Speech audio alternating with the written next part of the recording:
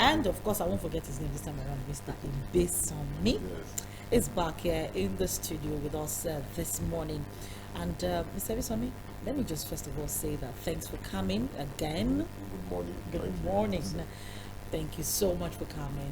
Mr. Akinduro Ibesomi is the director of coordinator of Tinubu Support Organization, TSO for short, and we are glad you're here. But let's talk about pedigree. Thank you. How did I come up with that?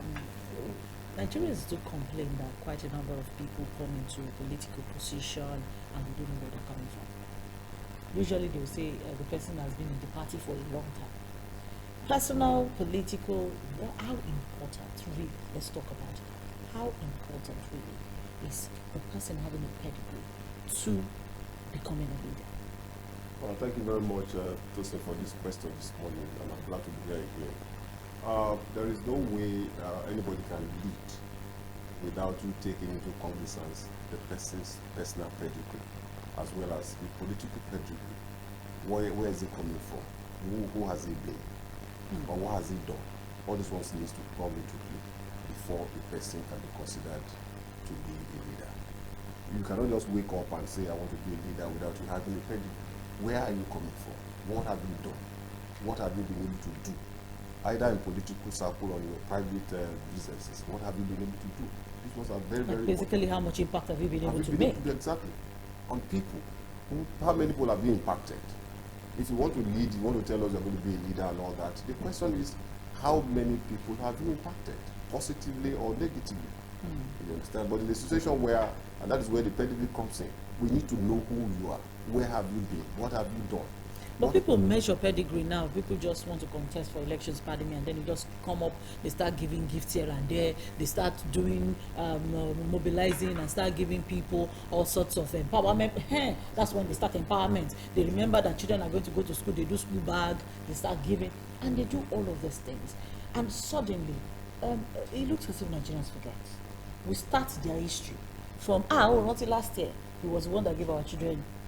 We don't look at what they did in the past. We don't look at how they've been in the past. We don't look at what they have done to people in the past. We just begin to look at the immediate. I think that is the problem. That is the problem. I think we need to shy away from that. We need to run away from that. Because whoever is aspiring into an office, who just wake up one day and start giving empowerment and all that, he knows what he's doing. But at the end of the day, he may not have that capacity, that capability, you understand, to do the job. But if you look at the person's pedigree, what has he done before in the past? I think Nigerians should start looking at this. Where is this person coming from? Has he actually governed before? Has he ruled before? How many lives has he touched? What has he done before? I think that should be far more important than just to wake it up and start giving empowerment. Yeah. Let's look at the 2019 general elections, which is where this topic actually came from. Yeah. The young people came out in their droves, and everybody wanted to be something. Now, it was quite shocking to me that many people wanted to be president. I didn't hear Senate, I didn't hear House of Rep. Majority of the young people came out, everybody wanted to be president. And they began to talk about what they could do. But the question we kept asking is, what have they done? 2023 is coming again. Yes. And young people are still saying, let us come and do it. We can do it. Still, do you think that idea, are we ripe for it right now? The thing is this, they are very right. They have right to it. They have right to aspire to that number one position, based on Nigerian constitution. No, but then where does the building up in the political... That's exactly what I'm saying. In terms of constitutional provisions, they have right. Well, as long as you're a Nigerian and you have attained a particular age, you can aspire to number one position. But the question is that, do they have what it takes to be there? What have they done? Where are they coming from? This is where the pedigree issue comes to play. What have they done before? How many people have been impacted? Take, for instance, the man we are drawing support for, Bola Ahmed Tinubu. You and I know very well for a fact that this is a man. You and I, But you know Tomisin, you know very well as well that this is a man. But everybody knows. This is a fact that this is a man who has ruled before. This is a man who has governed Lagos State before. When he governed, he impacted people. He's a man who has built so many people, who has brought so many people up. This is a man who has the guts. You see, before you can become the president of Nigeria, before you can rule successfully, you must be a man with guts.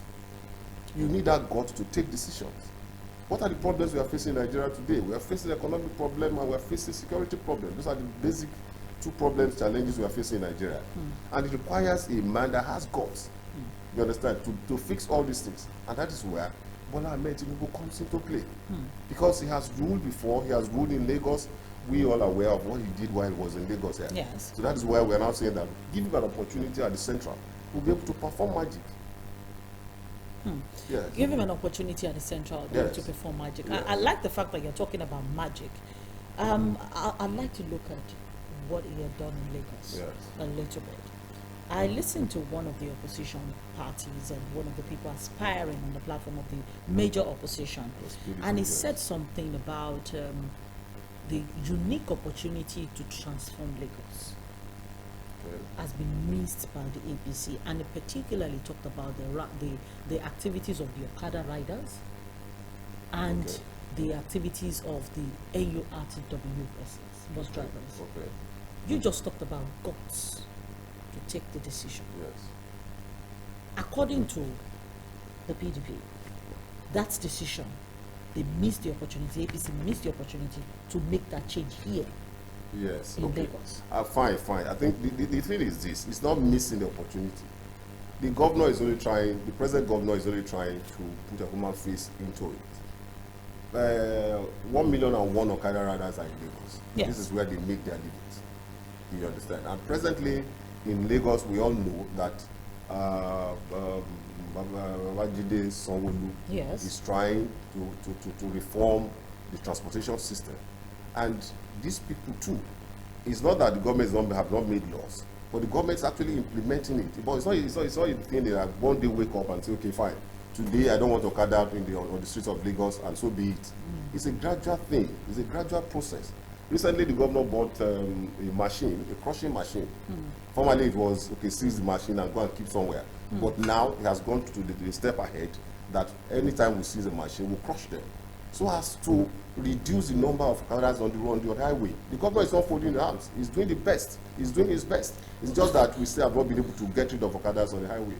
We've not been able to get, because it still comes back to the issue of guts. I've not seen of any Okada that was crushed. Despite the fact that I say we have this crushing machine, we've not seen any Okada that was crushed. They say, for example, Governor Nyesom Wike is a perfect example. He came on national television and he was saying that, you know what, the DPO of this particular station owns an illegal refinery in my state, and he says it's not acceptable. We know of policemen who gave these Okadas to these Okada riders. And so when they catch them, they take those Okada to those policemen, knowing fully well that Ogaloni, Ogamagbakwada. But I'm telling you this for a fact. You can check it out. Just behind you here, there is a crushing machine that's just been newly installed by the government that is being used to crush these Okadas. Because initially the system was that they seize the Okada. Yes. And then they give them a very high fine, a very huge fine. But now the governor has gone ahead, a step ahead, to say that, okay, fine, no problem. We will not even take fine from anybody again. You understand? Once we seize the Okada, we're going to crush it. And I'm telling you, that crushing process, that crushing thing is in process. Which is why we're talking about the issue of guts, because if the government does not have a gut, he will not be able to go ahead to buy machine. You can buy the machine if you have the wherewithal. But I'm telling you, the Okadas are being crushed today. That's what I'm saying. Yes. I agree with you. You say they're being crushed. We will go do the due diligence. In fact, we will wait and see them crush some Okada. Please do. Our presence, so that we can come and tell people that they are crushing. They are being crushed, and I'm telling you for a fact that they are being crushed. Which all comes back to the issue of guts. It takes guts exactly to take certain decisions in Nigeria, and we're looking at 2023. Where somebody had said that if you join this political party, you'll be covered with rules, and then at the end of the day, your sins will be forgiven. And yet, people have all of those ideas and issues with this political party. Now, they believe that this political party in question, does not have the guts to probe its own people. I'm sure, like you've been saying, you have also heard it. That, oh, the reason why so person was lobbied into this party is because they wanted to forgive his sins. Before he was lobbied and given ministerial position, he was one of the governors that they were pursuing. So you see, the thing is this, you understand? Most of these things are just hearsay. A political party does not make laws. It takes the gut of the leader to implement the laws of the country. It is not the political party that implements laws. It has no business. No. What I'm saying is this. It has to do with who is the leader, who is at the helm of affairs. The leadership of the country is the one that is in charge of maintenance of law and order. Is the one that needs, it's not the political party now. We're not even talking about political party now. The political party is to arrange for a candidate to become whatever he wants to become. It is now the leader, it is now the responsibility of who that person is to implement the laws. The rule of law must be maintained. You understand? It is the person at the helm of affairs that does that. It's not the political party. And I've never seen anywhere in Nigeria where somebody will go and join a political party because he wants his sin to be forgiven. Is it chairman of the party that is going to, that this is a story that is going to implement the laws? Oh, as a matter of fact, Nigerians on social media will tell you that the moment they that start pursuing the member, that is social media. Forget about social media. Tomisin, we're talking about reality here. In the real world. Yes, in the real world. Yeah, forget about social media. We're talking about real world. The chairman of an APC or chairman of PDP does not implement laws. It is the president of Nigeria, and it is those who are the National Assembly that formulates laws and implement laws. It is the president that enforces the law. So this idea that we get and people propagate on social media is just limited to social media. That's what you're saying. Look, let me tell you, for instance, somebody told me some time ago and said, Mr. Akin, forget about what you are doing. Your principal is dead. That I can give you, I can give you the address of where his corpse is lying at mortuary in Dubai. But I'm telling you the truth. But to God be the glory, the man is everywhere in Nigeria. No. But you see, Nigerians are a very unique set of people. Somebody has headache. Yes. Nigerians who say he has kidney problem. Exactly. You can only find that on social media. True. Exactly. And don't forget that just last week, your principal was supposed to travel for a meeting in the UK. Yes. And one of the, let me not call them irresponsible, one of the social media platforms that propagates certain kinds of news did say that he was sick and he was going back for treatment. Is that not even surprising?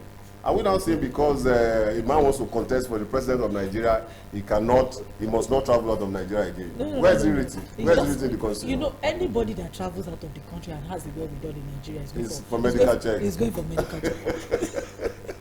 After all, it's terrible. After if we want to go for medical checkup, we go to the hospital. Last suit, we go to the general hospital. The man came back several months ago. He's been going from one state to the other on consultation. And when he traveled just last week, the man still said, the media agency told the whole world that, look, our principal Bola Ahmed Tinubu is in UK, you understand, for consultation. But before that one came out, we've heard that no, the man is sick because he has been attending to people and all that. He has to go for medical check again and all that. Where are we going, Nigeria? Until we stop this idea. You see, we stop this no matter how strong the political pedigree of the person is, it means that people on social media can destroy the whole political pedigree, but peddle as much fake news and all that. It depends on those who rely. So don't you think Nigerians? But don't you now think that? Unfortunately, a lot of Nigerians rely on social media. And that is sad. Don't you think that Nigerians will now be confused when it comes to 2023 who to vote for? No. Nigerians should not, because the thing is, that's why pedigree. We're talking about pedigree, and I said the pedigree of the person who is aspiring to lead is very, very, very important. We need to know, who are you? Where are you coming from? What have you done? For instance, I mentioned it. I said Bola Ahmed Tinubu has ruled Lagos before, has governed Lagos before. We know what he has done. The records, they are there for everybody to go and check. And that's exactly what we are saying and joining here today. I remember the last week when I came here, I told you, I said, look, in Nigeria today, Lagos State is the most peaceful state in Nigeria. Courtesy Bola Ahmed Tinubu, courtesy the blueprint he left. Look at all the agencies. Look at all the agencies in Lagos. Look at the amount of employment he created. Out of all these government agencies that he established. What we are saying is this: give this man, allow him, you understand, to go to the federal. Look at the internally generated revenue of Lagos as well. The money came in, he proved it. Unfortunately, even when a president is chosen, he's not going to be working alone, which all comes back to the people who are going to be in his team, the people who are going to be in the National Assembly.